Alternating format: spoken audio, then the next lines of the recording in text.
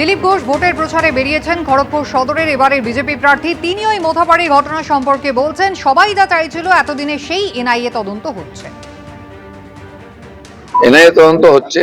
একদিন যেটা সবাই চাইছিল যে ওই এলাকাটা মোথাবাড়ি থেকে সুজাপুর থেকে কালিয়াচক পুরোটা উপদ্রুত এলাকা, আইন শৃঙ্খলাহীন। আর এগুলো দেখিয়ে মমতা ব্যানার্জি একদিন ভোট নিয়েছেন ওদেরকে ছুট দিয়ে। যারা উৎপাত করতো তারা একদিন তার আশেপাশে ঘুরে বেড়াতো, শেষ ডকুমেন্টস পাওয়া যাচ্ছে। তো সব এখন পরিষ্কার হবে। আর অপেক্ষা করুন, আদালতও আছে, নির্বাচন কমিশনও আছে, এনআইএও লেগেছে। এইখান থেকে সারা দেশে যে অশান্তি হয়, এইটা হচ্ছে তার যাতায়াতের রাস্তা। এবার সেটা বন্ধ হবে।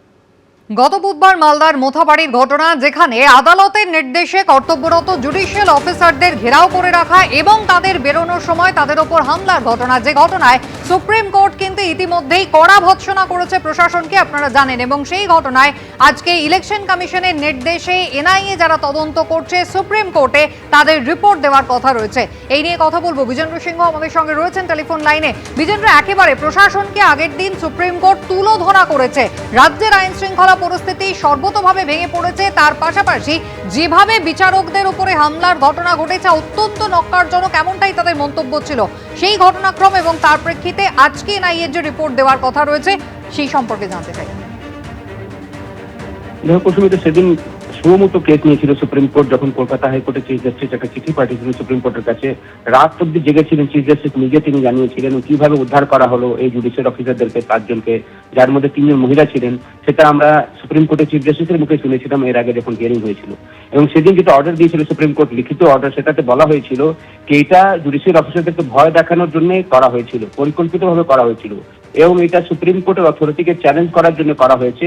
এবং প্রাইমা ফেসি সুপ্রিম কোর্ট মনে করেছিল যে এটা কোনো রুটিন অকারেন্স নয়, এটা পুরো ক্যালকুলেটেড, ওয়েল প্ল্যান এবং ডেলিবারেট অ্যাক্ট ছিল জুডিশিয়াল অফিসারদেরকে ভয় দেখানো এবং যে এসআইআর যে অ্যাডমিনিস্ট্রেশন চলছে এই মুহূর্তে সেটাকে বাধা দেওয়ার জন্য করা হয়েছিল। এটাও সুপ্রিম কোর্ট তাদের লিখিত অর্ডারে বলেছিলেন।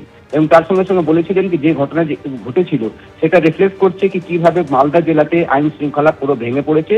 এবং তারপর তারা এনআইএ বা সিবিআই কে তদন্ত করানো হোক এরম নির্দেশ দিয়েছিলেন ইলেকশন কমিশনকে। ইলেকশন কমিশন এনআইএ কে তদন্তের ভার দিয়েছে। এনআইএ ইতিমধ্যে স্পটে গেছে, তারা কয়েকটা অ্যারেস্টও করেছেন, কিছু লোককে জিজ্ঞাসাবাদ করেছেন, সিসিটিভি ফুটে রয়েছে এবং সিকোয়েন্স অফ ইভেন্টস কিভাবে সেদিন হয়েছিল সেটা এনআইএ প্রিলিমিনারি রিপোর্টে তৈরি করেছে, যেটা তারা আজকে সুপ্রিম কোর্টের কাছে জমা দেবেন। তবে সুপ্রিম কোর্ট এতটাই ক্ষুণ্ণ ছিল সেদিন কুসুমিতা, কি তারা বলেছিলেন কি পশ্চিমবঙ্গের চিফ সেক্রেটারি, ডিজিপি এবং মালদা জেলার এসপি এবং ডিএমএ কে শোকজ করা হয়েছিল, তাদের বিরুদ্ধে কেন ব্যবস্থা নেওয়া হবে না, যেভাবে আইন শৃঙ্খলার পরিস্থিতি খারাপ হয়েছিল মালদা জেলাতে সেদিন। যারা সুপ্রিম কোর্টের নির্দেশে কাজ করছিলেন তাদেরকে বাধা দেওয়া হয়েছিল, যখন তারা ফিরে আসছিলেন তাদের উপর ইট, পাথর এবং বাঁশ দিয়ে হামলা করা হয়, সেটাও সুপ্রিম কোর্ট সেদিন বলেছিল। এর পরিপ্রেক্ষিতে আজকে 4টের সময় যখন হিয়ারিং হবে, একদিকে প্রিলিমিনারি রিপোর্ট জমা দেবে এনআইএ, অন্যদিকে এই যে 4 আধিকারিক যাদেরকে সুপ্রিম কোর্ট ফোকাস করেছিল তাদেরকেও অনলাইন উপস্থিত থাকতে হবে আজকে সুপ্রিম কোর্টে। তারা নিজেই তাদের ব্যাখ্যা দেবেন কিভাবে সেদিন তারা বিফল হয়েছিলেন, কেন কি যখন চিফ জাস্টিসকে হস্তক্ষেপ করতে হয়েছিল এই 7 জন জুডিশিয়াল অফিসারকে উদ্ধার করার জন্য, সেটা 4টের সময় হিয়ারিং এ জানা যাবে কি প্রিলিমিনারি রিপোর্টে কি বলছে এনআইএ এবং এই অফিসাররা তাদের ব্যাখ্যা কি দিচ্ছেন, কি মালদা জেলাতে কিভাবে আইন শৃঙ্খলার পরিস্থিতি কার্যত ভেঙে পড়েছিল সেটার জন্য তারা কি পদক্ষেপ নিয়েছিলেন সেটা তারা সুপ্রিম কোর্টকে জানাবেন। একেবারে বিজেন্দ্র, তুমি আমাদের সঙ্গে থাকো। কোচবিহারের সভা থেকে প্রধানমন্ত্রী নরেন্দ্র মোদী মোথাবাড়ি কাণ্ড নিয়ে সরব হয়েছেন তৃণমূলের ইস্তেহার নিয়ে। তৃণমূলের ইস্তেহার প্রকাশ করেছে, কিন্তু তার নাম বাংলা ভাষায় রাখেনি। আপনারা জানেন তো ইস্তেহার শব্দ কোন পরিপ্রেক্ষিতে ব্যবহার করা হয়েছিল? প্রধানমন্ত্রী আক্রমণ জানিয়েছেন যে তুষ্টিকরণে ভয়ঙ্কর খেলায় বাংলার সম্মান সংস্কৃতি মুছে দেওয়ার ষড়যন্ত্র চলছে। শুনুন।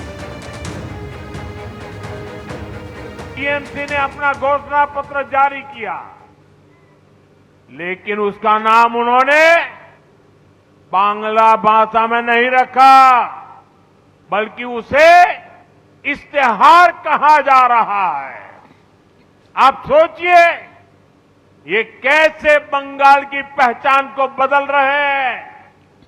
आप जानते हैं ना, इश्तेहार का इस्तेमाल बंगाल में किस लिए हुआ था? 1905 में मजहबी ताकतों ने बंगाल में लाल इश्तेहार जारी किया था। उसके बाद हिंदुओं का नरसंहार किया गया था। टीएमसी हमें उसी की याद दिलाना चाहती है। आपको भूलना नहीं है, यहां निर्मम सरकार में खुलेआम धमकी दी रही है कि एक खास मजहब के लोग बंगाल में हिंदुओं का रहना मुश्किल कर देंगे। तुष्टीकरण का ऐसा घिनौना खेल बंगाल के सम्मान और बंगाल की संस्कृति को मिटाने का ऐसा षड्यंत्र, लेकिन अब बहुत हो गया। अब बंगाल की पहचान बदलने वालों की विदाई बंगाल ने तय कर ली है। এইবার বাংলার পরিচয় বদলানোর চেষ্টা যে করছে তার বিদায় হবে। পাল্টা কি বলেছেন ব্রাত্য বসু, দেখুন। ইস্তেহার শব্দটা ব্যবহার করে আমরা যদি মুসলিমদের তুষ্টিকরণ এই শব্দটা উনি ব্যবহার করেন, তুষ্টিকরণ করে তাহলে উনি অনেক বেশি চীনারে তুষ্টিকরণ করেন। আর সারাক্ষণ চায়না উনি করেন, কেননা চা শব্দটা উনি লিখে চা ওরা বলেন। এই চা শব্দটা হচ্ছে চীনা শব্দ, চিনি শব্দটা হচ্ছে চীনা শব্দ। ওনার খুব খেতে ভালো লাগে, উনি অনেকবার ইন্টারভিউতে বলেছেন আনারস। এই আনারস শব্দটা হচ্ছে পর্তুগিজ শব্দ। উনি যদি জানতেন যে বাংলা শব্দ ভান্ডারে বা ভারতবর্ষে যেটা ইন্দো ইউরোপিয়ান ল্যাঙ্গুয়েজ এবং তারপর যে আঞ্চলিক ভাষাগুলো গড়ে ওঠে তার মধ্যে একটা ভাষা আরেকটা ভাষার মধ্যে ঢুকে পড়ে। একাধিক গুজরাটি শব্দ আছে যেখানে বাংলা ভাষা ব্যবহার করা হয়। এই যে আপনি আজকে ম্যানিফেস্টো বললেন, ম্যানিফেস্টো শব্দটা তো ইটালিয়ান শব্দ, এটা ইংরেজি শব্দই নয়। তাহলে একই সঙ্গে বাংলা এবং বাঙালিকে অপমান করছে। ভোটের নির্ঘণ্ট ঘোষণার পর প্রথমবার রাজ্যে এসে ফের পরিবর্তনের ডাক দিয়েছেন প্রধানমন্ত্রী। বললেন এবারে নির্বাচন হবে ভয়হীন, নিরপেক্ষ। তৃণমূল যখন এসআইআর ইস্যুতে বারবার নির্বাচন কমিশনকে নিশানা করে চলেছে, তখন প্রধানমন্ত্রী বললেন কমিশনের ওপর তার সম্পূর্ণ ভরসা রয়েছে।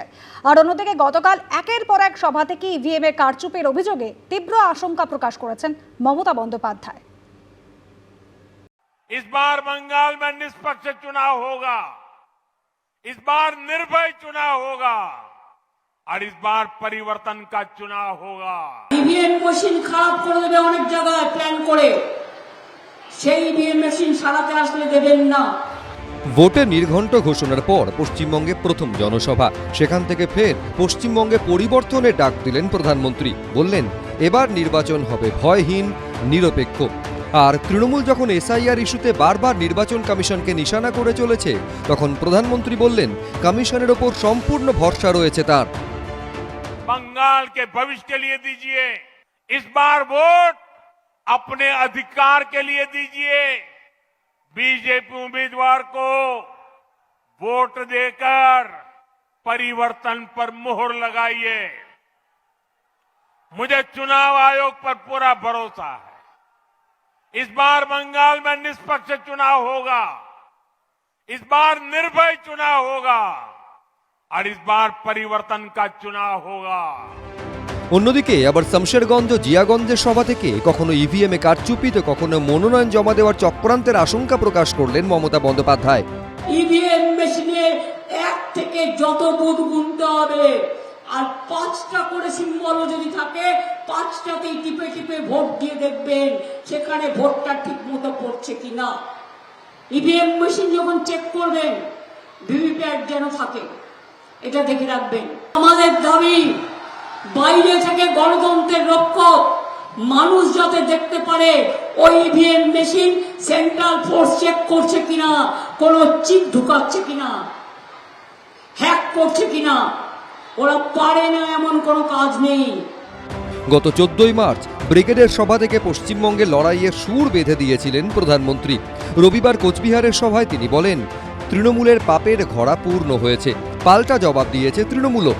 कुछ दिन पहले राजधानी कोलकाता के ब्रिगेड ग्राउंड से मैंने बंगाल में परिवर्तन महाअभियान की शुरुआत की थी। ब्रिगेड ग्राउंड की वह ऐतिहासिक तस्वीरें वो जन सैलाब, जनता का उत्साह, जनता का जुनून, तब से पूरे टीएमसी सिंडिकेट घबराया हुआ है। और आज मैं देख रहा हूं ब्रिगेड ग्राउंड में जो बिगुल बजा, कुछ बिहार ने उस पर पक्की मोहर लगा दी है।